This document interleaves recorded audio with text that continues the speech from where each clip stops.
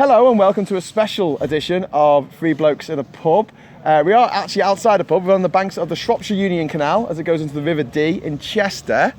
And we are joined today, Jason and I, by Cosi Doerfel Hill. Have I pronounced that correctly? You've done a pretty good job, actually. Who's not actually the third bloke, though. Well, can I be a bloquette for today? You can be a bloquette for today. I'll be a bloquette. I keep saying this, it's just really Jason and I at a guest, but yeah. I'll drink to that.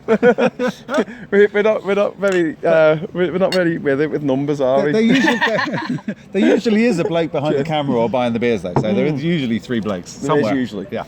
Okay, so today the reason why Cosi's joining us is because she's one of the people who's stuck in limbo, having lived in Liverpool for 27 years. That's right, 30 years altogether in the UK. Wow. And now you've still got your German passport. Do you have a British passport? No. So you never needed one, though, right? Well, no. Why would I replace one EU passport with another EU passport? Exactly. It's just a waste of It's like having the same thing. Yeah. And also, Germany, for most of my time here, didn't allow dual citizenship if you acquired it as an adult. So I would have had to give up German citizenship to get British citizenship. What's the point? If you can do the same thing and live in the same place and travel to 28 countries. Exactly. Absolutely right. Get So it. you've been involved in the In Limbo project. We've got two books here. This is In Limbo 1. This is written by EU citizens living here in the UK who feel in limbo. And then we've got In Limbo 2, which is written by British citizens living in the EU. Oh, wow. So, Okay. Cosi, tell us what it's been like these last 2 years. Unsettling, heartbreaking. We've very soon, when we started the project, we did a bit of a survey of and made a word cloud thing of how we felt, and the overriding word was betrayed. Yeah. Because we came here, as one friend of mine said, I feel like I've been invited to a party and I've been at the party for 20 years and all of a sudden my invitation has been snatched from me and ripped up, and that's it. You know, you're not really welcome here anymore. And Horrible. Do you think that the people who voted for this realised what the consequences would be for you and people like you? Not at all, and they had no reason to think so. Of course, our rights are enshrined in law. You know, it's against human rights to take away acquired rights. I acquired rights in my time of being here.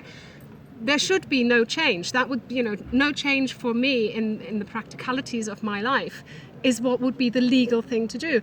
I had a conversation with a friend who voted Leave, who is a lawyer, and she came and spoke to me about this because she saw what I posted on Facebook, and she actually sat me down in the playground while our kids are on the swings, and she said, "What's going on?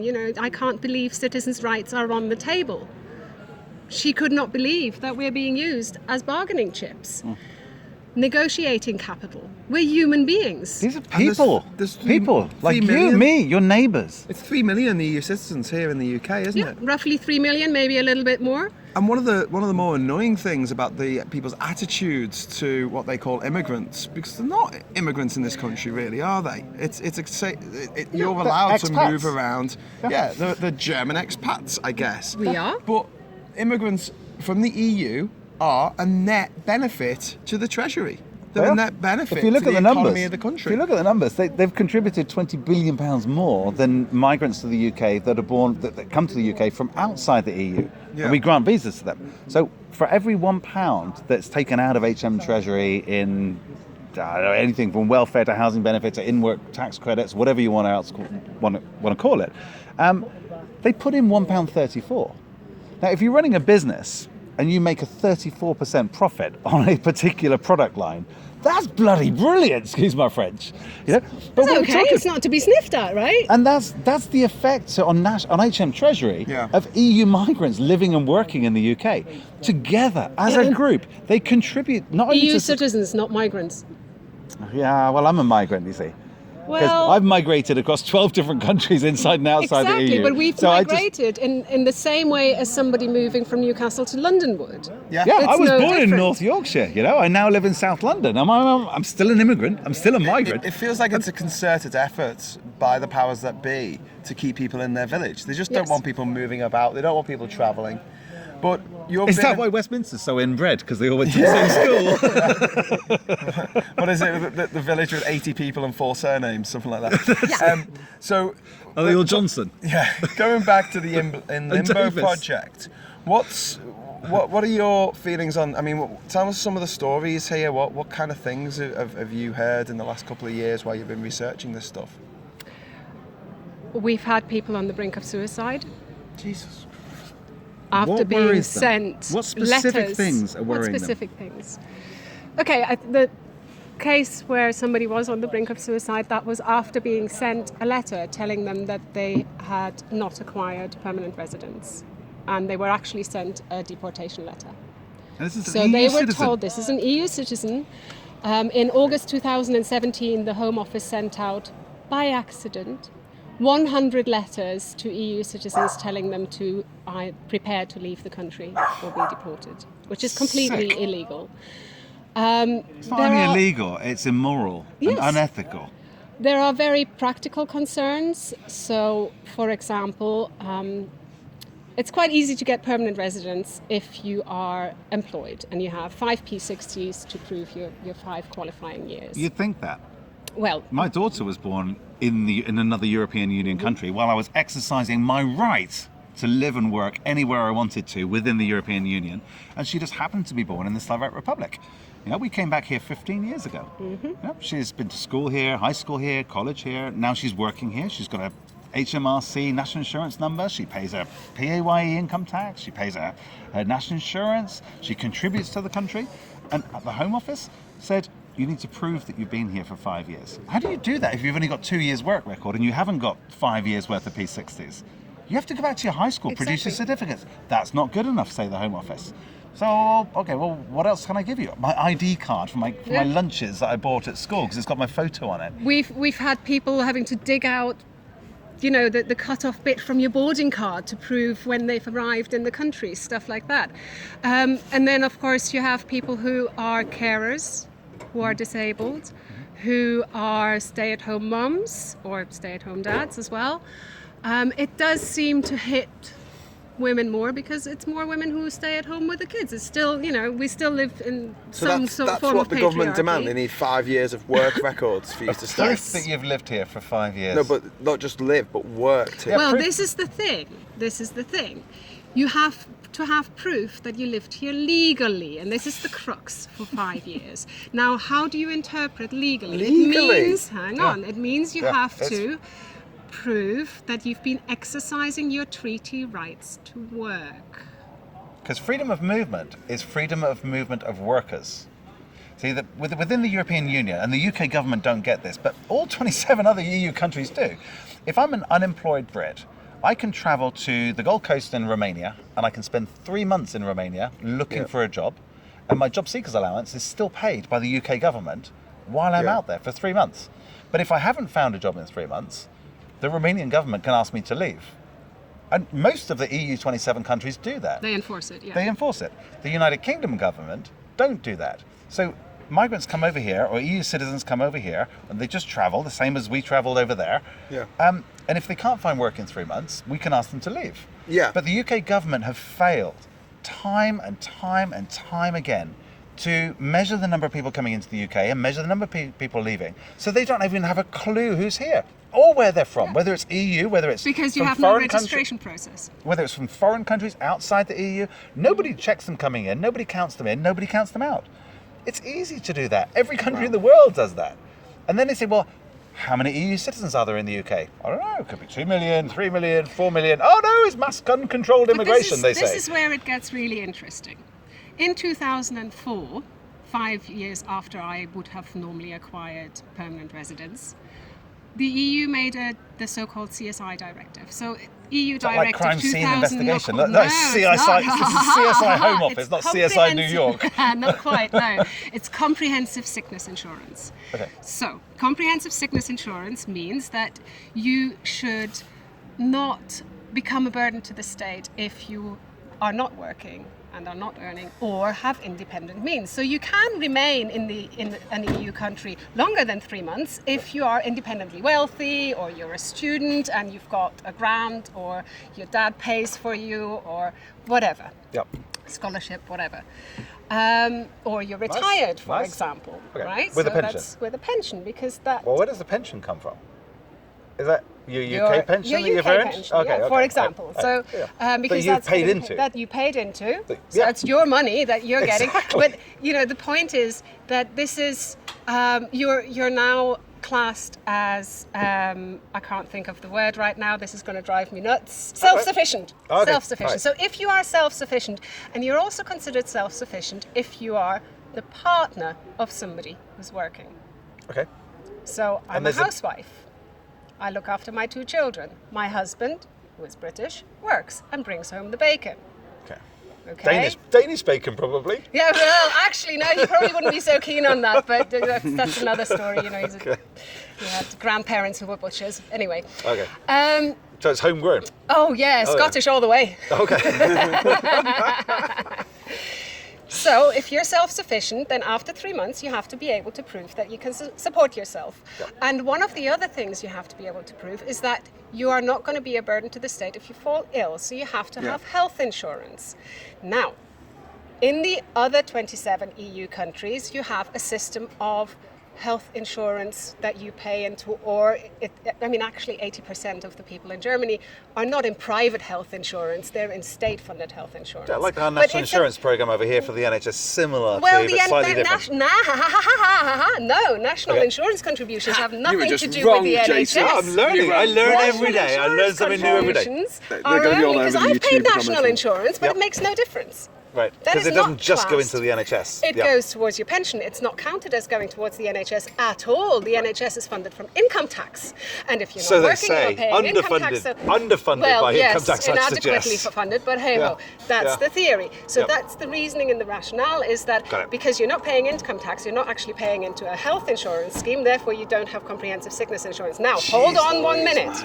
That's horrendous. If I came here, it's Freshers Week in all the universities this week. Party on, If folks! yeah. If I came here as a student today, the university would tell me all you have to do is register with a GP, and that's it, you're covered by the NHS.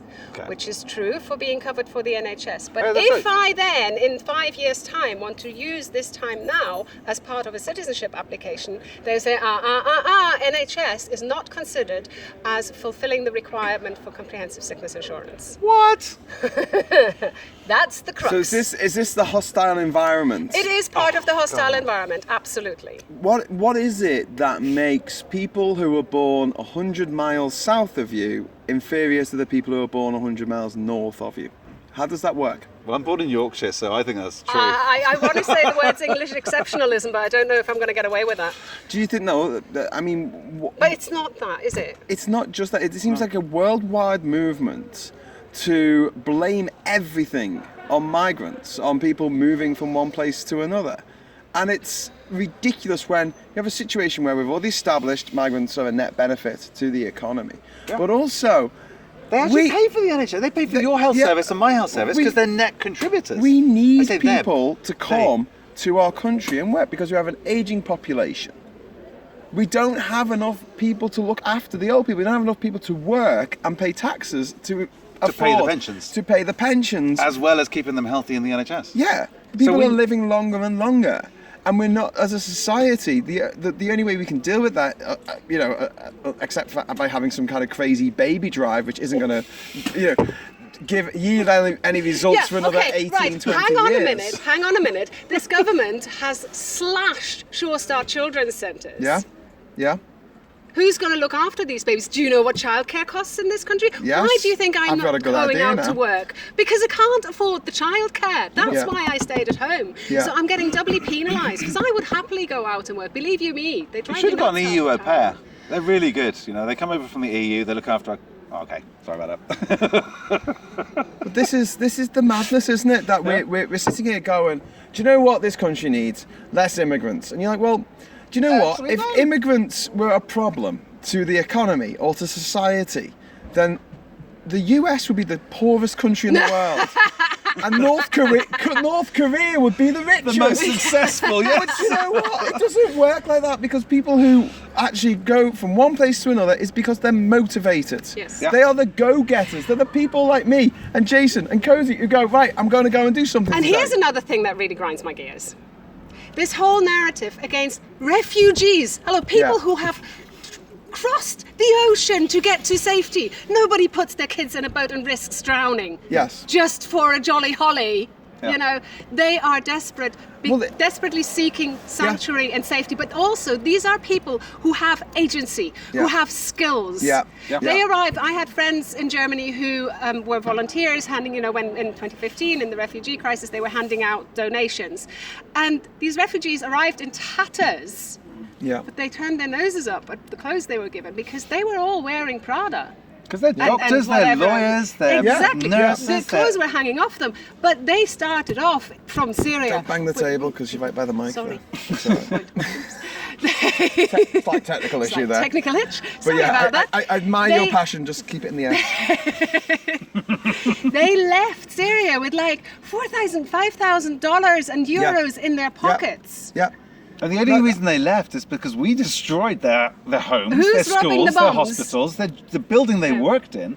You know, if Well, that was all part of Putin's plan, wasn't it? Because he prolonged the war in Syria by propping up the al-Assad regime, because he knew that 1 million refugees from Syria would stream into Europe, and that would destabilise the EU. Well, and it's he's worked, been hasn't it? absolutely brilliant. It's worked for him, not for anybody else. But are we going to It's a allow bit that to happen uber-political. as human beings? Yeah.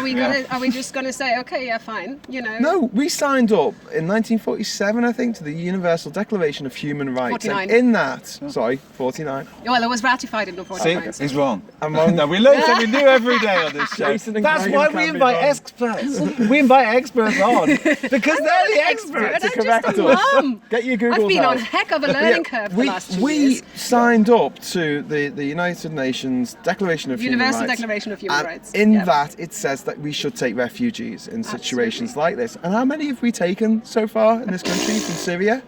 A few thousand, is it? Not even. I think they committed million? to. Well, at one point, Cameron committed to 20,000 over the 5 years, over right? 5 years Yeah. over the course of the Parliament. So over 5 years, 5,000 so a 5,000 year. a year. then But they they haven't restricted taken it that to many. kids, I think they took 3,000. Did they take 3,000 in the end? And then there were these hundreds of kids where then there was a U-turn. And it's I've all got friends who fantasy. know their stuff. and I travelled with Syrian refugees across Lake Nasser from Sudan into Egypt, and also from Egypt over to Turkey over the sea on a ferry boat. And as Jason, I think you just said, like, these people weren't goat herders. They were lawyers and doctors and accountants and Solicitors, dentists and teachers and people travelling with their entire family. And what they had was they got 3 or 6 months in different Middle Eastern countries, and they were moving about, staying for 3 months and then moving to the next country and then moving to the next country. And Just trying to survive. all of them just wanted to go home. Yeah. Of course. As I would, if I was kicked out of Liverpool for whatever reason, I'd want to go home. I'd say, right, when it all calms down, I'll go back home. Yeah. Because that's my home. That's what you do. Yeah. And so this is the situation that these Syrian refugees have found themselves in. And what's maddening about this, and the scale of in looking back over the sort of the last 100 years plus of the planet, we're living in pretty much a time of peace. I know this is going to sound mad, but when you look at the wars that were raging 20 years ago in Africa, when you look at the Balkans, the situation in the Central American countries in the 80s, I mean, we're living in a time when there's less refugees now. There should be than ever. And yet all the rich countries, nearly all of them, are shirking their responsibilities and saying, no, we don't want these people. And when they do get in, Here's they an get all the interesting blame. factoid for you. The last 70 years of peace in Europe, I just learned this today, Yeah. and I'm an ancient historian, I should know this, is the Don't look longest... so ancient. Oh, gee, thanks, I've got more boys. grey hair than you. Hang on. You can't be that I'm not ancient. so sure anymore, 2 years ago maybe, but now I'm not so sure. Since the fall of the Roman Empire in 410 AD, the last 70 years of peace in Europe is the longest continuous period of peace On the continent. on the continent of Europe. Wow. And people say that the EU is undemocratic. Well- They yell about this undemocratic organisation. And you think about it, the EU is actually creating democracies. You're just talking about the Balkans. Yeah. And if you look at where Serbia was and the former Yeah. Yugoslav Republic was a few Yeah. years ago, Yeah. they were in crisis down there. They were at war with each other. The EU, I know the UN were there as well, but it was the European Union restructuring funds that actually helped rebuild those countries. And now they're getting democracies. And Every time it they have expands, codified constitutions. Yeah. Now, I know we have a different opinion on that, but that's fine. They have but they have elections. PR as They have in elections proportional again. representation. They have AV, alternate voting. You know, they have all these checks and balances in place that are actually lacking here. Although the UK is very proud of being the oldest democracy in the world, it's also That's a not very always old a good democracy. thing. It's a dinosaur. It needs Mate, reform. if you're going I've to smoke, got a can you move really- over there a bit? I've got a really, really Thanks. old jumper as well. Just because it's really, really old doesn't make it so good anymore. You It, know it what I might mean? need a bit of Yeah. reform. Of course it does. Or replacement. You need stitching, you need to fix join things the and- EU, I don't actually know the answer to this. You might. To join the EU, a country has to pass certain tests. So there are economic tests, but there are also tests of democracy. There are. We would not. And actually- would we? We would not. The wouldn't. UK wouldn't We would actually have to pass them at the reform the moment. House of Lords and would have to bring in proportional representation. There you go. Yeah. We were at the Lib Dem conference last weekend. We were like, so were there any positives of Brexit? So I said, well, when we apply to go into the EU, reapply, which we will have to do because young people want to be in the No, we EU. won't, because But we're going we to stop will- Brexit first. We're going to right? stop. We're going to Because stop Brexit. it's But not if we over. don't, we But if we start the don't- campaign No, on that's not the day acceptable. after. There Okay, is fine. no option to accept stopping Brexit. Okay. There is Well, now no there isn't. alternative to this. And this is the if we care Conservatives' about fault. our country, Yeah. I mean, let's try. I'm trying really hard not to keep it party political. Right? I know we did the Yeah, Lib but Dem conference. we're going to get the blame. This is why I need to nip this in the Well, bud. we did the Lib Dem conference last weekend. We're in Liverpool tomorrow, the Labour conference. We're going along to the Conservative conference as well. So we're kind of shouting from the rooftops. And the In Limbo project is at all of them as well. Great. We are Fantastic. non-partisan. We are not about party politics. We are just about human rights. But the point is, our system is broken in the United Kingdom. If we allow our politicians to lie to us repeatedly, over and over and over again, we touched on it on the Geneva thing about Liam Fox, our international trade secretary, who could be forgiven a couple of years ago for being misinformed and stupid because he didn't know his job. But 2 years later, he's learned his job and he's still lying. Yeah. Are you straying off topic here? Probably. Probably, but, you then, are. no, but on the same along those lines though, you've got people. The government are assuring EU citizens in the UK, it's okay, don't worry about it. You're going to have settled status. yeah, We'll guarantee right. it for you. Blah blah blah blah blah. Now, my daughter's employer told her during the referendum campaign that if she did not have a UK passport by Christmas 2018, they would find a reason to sack her. Charming. Now, she's an EU citizen, living and working in the UK, never needed an EU passport, a British passport. UK passport. Yeah. But they've told us she needs this because you have And to look who's at the going law. to pay for her passport? Dad? We did. We had to go through the process, and it was a nightmare because of the Exactly. hostile environment in the Home It Office. costs the best part of £2,000. It's £1,330 for the application form alone, and then you've got the cost for the citizenship ceremony where you have to swear allegiance to Her Majesty. Now, I like Her Majesty very, very much. She's a lovely lady. But I wouldn't anyway, have done it, actually. you would have an issue with I'm that. a Republican, dude. And Did I say you that out have loud? to do. Most people have. If you haven't got a degree from a UK university, you have to do a language test. So I have actually come across a lady who was an inline simultaneous translator at the European Parliament for German, English, Italian, and French. Who needs those skills in Okay, England? yeah. Oh, apart from everybody. And she had to do the language test, 150 quid for 10 minutes. Jeez Louise, man. Because Okay, then companies there's in the your UK are document going to need checking this. service. Then there's postage for 5 kilograms of documentation where you have to send your originals. You have to send your passport It's the hostile that they environment. keep for God knows how long or lose it. Yeah. Like one of our contributors who's Seen that. everything was lost for 3 months. Yeah. Thankfully it was found, lucky for her. And they but talk then you about come in across limbo. somebody But no, else. just pause a second there, because Yeah. this is really important. This is the incompetence, not just of the government, but of the government departments.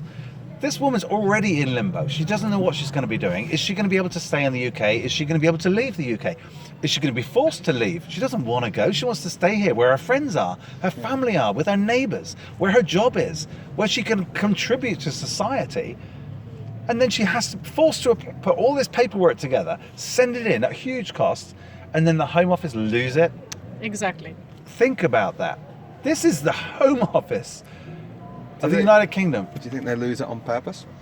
The first principle when you get an application at the Home Office, their rule is reject it and hope that they don't appeal it. They reject all the applications as the first point of call, and then you have to go through process after process after process to try and appeal. So no, I don't agree with that. You've asked me for more information. I've just given it to you last month. Yeah. Then they'll write to you again, say, no, I'm sorry, you haven't quite given us all the information. I know you only gave us the last 10 years of information. We now need the ID card from her primary school with her photo ID on it, which she used as a cashless card to get her lunches. And this is exactly what happened to my daughter. We had to go back to primary school, provide them. We had to get her a gymnasium card when she was 14, with a photo ID on it, so she could go into the local gym. I mean, the amount of information you have to provide to the Home Office in the hope that they don't just lose it fall down the back of a desk for 3 months. You know the 100 nightmare. accidental deportation letters that were sent out in August 2017. One of them was an actually Italian clarify what that national. is, because not everybody will know what that is. Okay, I mentioned it earlier in the video that in 2017 in the August. That's last year. Last 21st year, century, folks. the Home Office sent out 100 deportation letters. So a deportation letter is a letter that says it's a standard letter, but somebody must have drafted it for EU citizens, and that in itself is illegal. So I take issue with that as well. This template shouldn't even exist. Yeah. So these were people whose permanent residence applications were rejected, and the rejection letter contained the lines, you have to prepare to leave the country, or you will be liable to deportation. It was like 30 days or something, wasn't it? 7, I think. It might have been 30. I'm not sure, but Either way, I've seen ones with 7 days. Can you imagine getting a letter from the government saying you've got to leave the country within a month? So what the hell? Where would you even start? So you got to sell your house. There was one gentleman who was Italian, and he sent in his Italian ID card, the original, which he just renewed very recently. Yeah. So it's got 10 years on it. So it expires in June 2026. Okay? Yep. He was a bright spark, and he went and asked them why they rejected him. And they said, because your ID card ran out in 2016. They couldn't tell the difference between a 1 and a 2. They misread it. The first port of call for the Home Office is to reject everything and hope that enough people don't appeal to reduce their numbers, because they're under these targets, supposedly. Some of the government ministers will tell you there are no targets to reduce immigration, reduce visa and approvals and settle status for EU. We've heard different. And then you hear the complete opposite, saying, yeah, absolutely there's targets. And who was the head of the Home Office for so long? Our current Prime Minister. Well, let's talk about Windrush for a second. We'll get to that in 1 second. But who invented the hostile environment? Theresa May. Exactly. By the way, I'm married to a British citizen. Since 2012, it makes no difference that I'm married to a British citizen in applying for citizenship. So this is like non-EU migrants into the UK, where one person has to earn a minimum of 37,000. No, it's not 37,000. That's if you've got 4 kids, it's 37,000. Okay. No, actually, if you've got it's 3 about kids. 18,000. It's 18,000 for the spouse, and then for the first child, it's 3,000. Let's explain this. So since about 2011 or 2012, there's been a rule which says that if your partner is from another country that's not EU, now it is going to include the EU, but if they're not from the EU, you have to be earning £18,500 a year. Right, so first of all, you can't be self-employed. Secondly, you can't be an entrepreneur, really. No. Thirdly, you can't be an artist or a musician or anything like that. You've basically got to have a salaried job. I had a friend who has been married to his Chilean wife. Forget being a nurse. Yeah. Or a physio. You don't earn enough. Or a teacher. So one of my friends, he's married to a girl from Chile, 10 years. And they've been travelling around the world together. And he comes back to the UK because he's ex-military and he's an engineer. And he's asked to do a government-funded project down south in one of the military bases, right? Mm-hmm. And he gets a contract for 1 year. He turns up at the airport with his missus, and they send her back. They won't let it into the country. And he says, no, I earn enough. Look how much I'm earning. And they said, no, that's not a salaried job. That's a contract job. And he didn't see his wife for a year. Oh man, it's horrendous. And now that's going to happen to everybody who lives in the EU area. Well, great, thanks for that. I know. There's one case I know where the wife is an EU citizen. She's a stay-at-home mum. Before moving here, they lived in another EU country. That's where they were married, and he is a third country national. So when he got his job at a university in the UK, the university went, great, we don't have to go through the whole kerfuffle of getting your work visa. You can be an EU citizen's spouse. Because actually, of course you can. Yep. British citizens are already disadvantaged Yeah. against EU citizens because they're covered by home rule. So hence they have the income threshold, and EU citizens don't. And of course, it was just very easy for the university, for the HR department to do it like that. Yeah. So now she's of course in the situation where she can't get permanent residence because she hasn't got comprehensive sickness insurance. Oh my word. That, by the way, has been in force since 2011. Now, who was Home Secretary in 2011? I think it was Theresa May. Mm-hmm.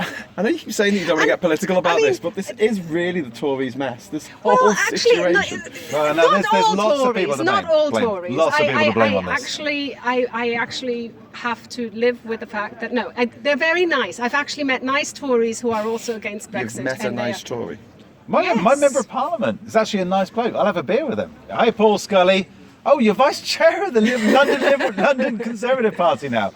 Paul, listen, you're a great bloke to have a beer with, but I tell you what, our politics are so far apart, man. You can't be doing this to people. I'm You know, involved. sorry, don't be Yeah, offensive. go ahead. Because Paul Scully, my member of parliament, Conservative member of parliament, he knows what my daughter's been through with the Home Office. He helped us. He wrote letters to the Home Office on our behalf. And yet, he's a nice bloke. Cognitive dissonance? He's a great bloke. So- but our politics is just so far apart because Chloe is just one person. There are 3 million households across the United Kingdom that are living in limbo. And it's an absolute nightmare for people, Paul. You know how much I cried when we had the first troubles. And there's families across the country, and you need to get your head around it. And what the worry is what happens with no Brexit. Theresa May, yesterday, when she came back from Salzburg, she's like, today she's on the TV going, well, you know what, EU, you can go stuff yourselves, pretty much, is what she said. Yeah. If you don't accept my Chequers deal, which asks you to break up the 4 founding principles of the European Union, then we're going to leave with no deal. We're going to pick up our ball, we're going to run out. What does this mean for EU citizens in the UK? It means... I wake up on the 30th of March an illegal immigrant. No, well, think about it today. If you wanted to go and get a job today... Nobody's going to hire me. With a 12-month contract... No, they can't. They can only hire me up until the 29th of March. Exactly. That's so it. 30th of March next After year, that, you're as an illegal. employer, they are liable to a huge fine if they employ me. £10,000, up to Is it £10,000 per employee who does not have the legal right to live and work in the UK. So if you're an EU citizen in the UK and you want to change jobs, you're working here, contributing, paying that extra 34% plus into the Treasury. Come March next year, with no deal, no withdrawal agreement, that person will be an illegal employee. The employer is therefore liable for a £10,000 penalty. Oh my God. So if I want to go and sign, if I'm an EU citizen from France or Germany or Italy or Slovakia or Czech Republic or any of the EU 27 countries, working here right now and I want to change jobs, what new employer is going to sign a 12-month employment contract? Do you know who's looking? Do you know who's looking for staff at the moment? Pretty much everybody in the country, apart from the NHS. The NHS. How many are they looking for? 108,000. That much now? Yeah. Last time I checked, it was 40,000. That's 108,000 It's the biggest vacancies. employer in the country, Yes. I think, the NHS. And you'd expect there to be, 10, 20,000 vacancies at any one time. And the what NHS we have at the moment is crazy. The NHS officially supports the people's vote. But that's not just the NHS. There's over 800,000 job vacancies in the UK. The government are telling us we've almost got maximum employment. So who's going to fill these jobs? Imagine if we had all of those 800,000 jobs filled by new migrants from the European Union, new workers from imagine the extra income that they would contribute to HM Treasury. Yeah. Do you know what I mean? And we're losing that And today because employers nobody's don't know coming. necessarily what they can and can't do. So we I'll tell you who had does somebody. know. Landlords. Because landlords Oh. have been told by the Home Office they have to check the immigration status of their tenants But if they're renting out they properties. don't know how to read an ILR stamp in a passport. They don't know what it looks like. They've been given no training on this. So what are they doing? They say, well, you can't come and Yeah, stay here. exactly. Oh, and if even if they did want to read it and We understand had it, you've got one till of our March members 30th. was not. She had a job interview. Interview went great. Yep, fine. You've got the job. Gave them her Dutch passport. Oh no, I'm sorry. No, we because it- don't know if we are allowed to hire you. And this was in 2017, March 2017. We can't give it was you a 4 tenancy days agreement. before Article Wow. 50 was triggered. How are you Did going you to know say March. this? Did you know, people watching this video, do you know this? Oh already? yeah, of course they did. Is Everybody this- knows is what this- they voted for in 2016. They deliberately voted to make Okay. it impossible Okay, guys, for guys. landlords to sign a 12-month contract. It's getting dark. Well, it's got dark. The sun's gone It's down. gone We're being lit by our Freezing. mobile phones on the table, which is making us look like we're telling a ghost story. So what I'd like It is to a do- scary story. It's scary. And we haven't even touched on settled status. I yet.